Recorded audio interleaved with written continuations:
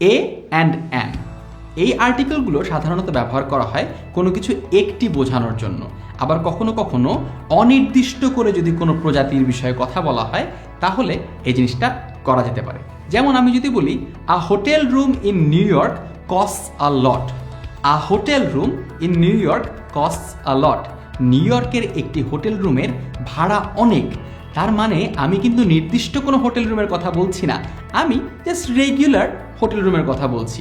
অর্থাৎ যখন আপনি অনির্দিষ্টভাবে একটি সাধারণ তথ্য দিতে চাচ্ছেন তখন এই কথাটি অনেক সময় বলা যায়। যেমন a mailman is not a rich person.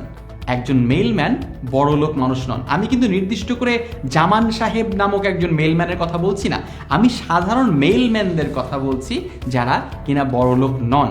অর্থাৎ অনির্দিষ্ট করে যখন আমরা বলি তখন আমরা এই কথাটাই ব্যবহার করি। আর অবশ্যই আমি কখনো যদি জিজ্ঞেস করি গিভ মি আ পেন, মানে আমাকে একটি কলম দাও, সেই ক্ষেত্রে তো অবশ্যই এ ব্যবহার করা যায়।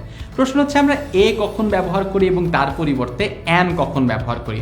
খুব সাধারণ উত্তর হয়তো অনেকেই দিবেন যে যখন আমরা ভাওয়েলের আগে ব্যবহার করি তখন আমরা অ্যান ব্যবহার করি, এবং যখন কনসোনেন্টের আগে ব্যবহার করি তখন আমরা এ ব্যবহার করি। উত্তরটা সঠিক, কিন্তু এখানটাতে ভাওয়েল লেটার এবং কনসোনেন্ট লেটার শুনলে হবে, দেখলে হবে না, আপনাদেরকে দেখতে হবে সাউন্ড, অর্থাৎ ভাওয়েল সাউন্ড এবং কনসোনেন্ট সাউন্ড। এই সাউন্ড ফলো করে আপনাদেরকে এভাবে অ্যাসাইন করতে হবে এ এবং অ্যান। আমি এক্সাম্পল দিয়ে বলছি। আমি বলতে পারি এ বাকেট, ঠিক আছে, ব is a consonant sound, an elephant, E, এলিফ্যান্টটা এ দিয়ে শুরু হচ্ছে যেটা একটা ভাওয়েল সাউন্ড, তার আগে আমি অ্যান ব্যবহার করছি। একইভাবে আ গান এবং অ্যান অ্যাপল, গানের গা ইজ আ কনসোনেন্ট সাউন্ড এবং অ্যাপলের অ্যাও একটি ভাওয়েল সাউন্ড, এই কারণটাতে আমরা অ্যান ব্যবহার করছি। কিন্তু লক্ষ্য করুন আমরা যদি এইচের দিকে একটু আগাই, আ হর্স কিন্তু অ্যান অনেস্ট ম্যান। এইচ দিয়ে অনেস্ট শুরু হওয়া সত্ত্বেও আমরা কিন্তু সেখানটাতে অ্যান বসিয়েছি। কেন? কারণ এর উচ্চারণটা ভাওয়েল সাউন্ডের মতো, অনেস্ট। এখানে এইচটা সাইলেন্ট আছে এবং সেই কারণটাতেই কিন্তু আমরা অ্যান অনেস্ট ম্যান বলেছি। কিন্তু অন্যদিকে বলছি আ হর্স। এরকম অনেকগুলো শব্দই রয়েছে যেগুলো শুরু হচ্ছে কনসোনেন্ট লেটার দিয়ে, কিন্তু তার আগে যেহেতু আমরা ভাওয়েল সাউন্ড করছে তাই আমরা অ্যান বসাই। আমি এক্সাম্পলস বলি, এগুলো আপনার চিটশিটেও রয়েছে, বইও রয়েছে। An hour, an honest man, an air, an herbal, herbal medicine বলে না, সেক্ষেত্রে আমরা অ্যান ব্যবহার করবো, an herbal, he is an herbal doctor.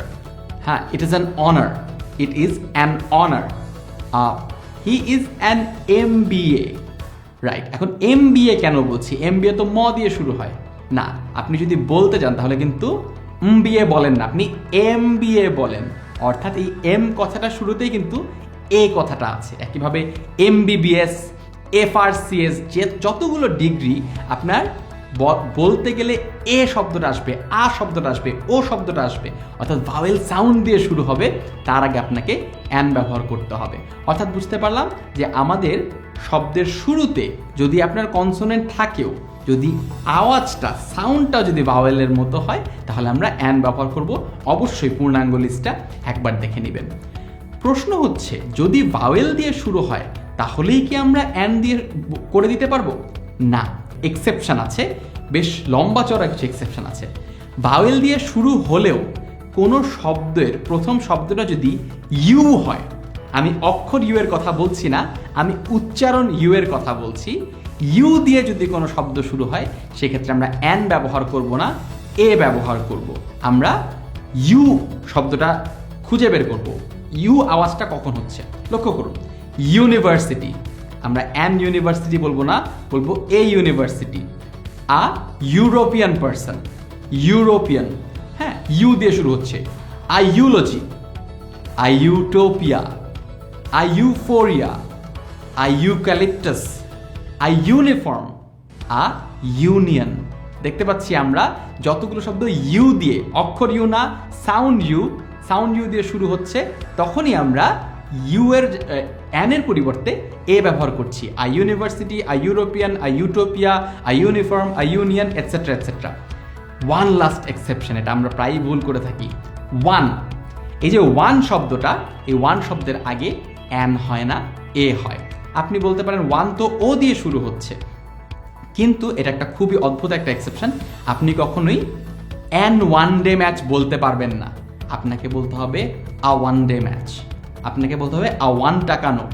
An 1 টাকা নোট আপনি কখনোই বলতে পারবেন না। এটা খুবই চমৎকার একটা এক্সেপশন। ওয়ান শব্দটির আগেও সবসময় এ হবে। আশা করি এই ভিডিওর মাধ্যমে কখন আপনি এ ব্যবহার করবেন, কখন আপনি অ্যান ব্যবহার করবেন সেটা আপনি ভালো মতো বুঝতে পেরেছেন। লিস্টগুলো ভালো মতো করে নেবেন, এক্সারসাইজগুলো ভালো মতো কমপ্লিট করবেন। আশা করি আপনার এ এবং অ্যানের যাবতীয় কনফিউশন আজই দূর হয়ে যাবে।